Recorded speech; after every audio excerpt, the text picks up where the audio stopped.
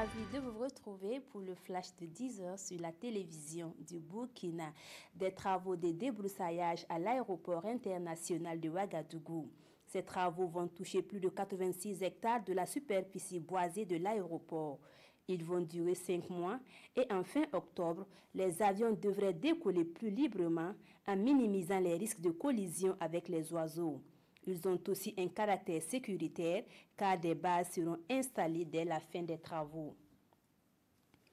Les actions du gouvernement évaluées à Fadangourma. C'était ce samedi 9 juin lors d'un meeting organisé par des OSC de la région de l'Est.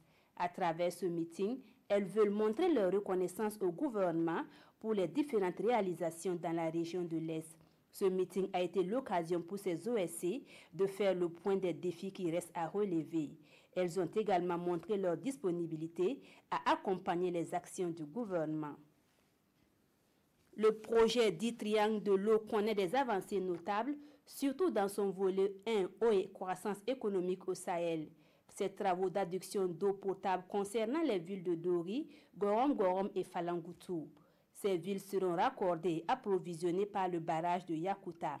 Le projet prend également en compte le développement de l'agriculture et de l'élevage dans le Sahel. Fini peut-être la corvée eau pour les habitants du secteur 29 du 6e arrondissement de la ville de Ouagadougou. Ils ont bénéficié d'un forage ce samedi 9 juin.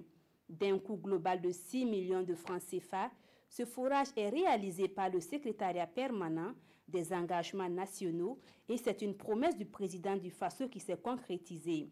Il devra permettre aux populations bénéficiaires d'avoir de l'eau potable. À l'étranger, malgré son passage éclair, Donald Trump aura été au cœur de ce sommet du G7 et de ses enjeux. Mais avant d'en repartir, c'est sur le dossier nord-coréen que le président américain a insisté. Sa rencontre avec le dirigeant Kim Jong-un mardi prochain sera une occasion unique d'arriver à un accord, a martelé le président américain. Que ce soit sur le volet commercial, l'Iran ou la volonté de Donald Trump de reformer un G8 avec la Russie, les États-Unis et les 6 autres puissances sont très loin d'être en phase.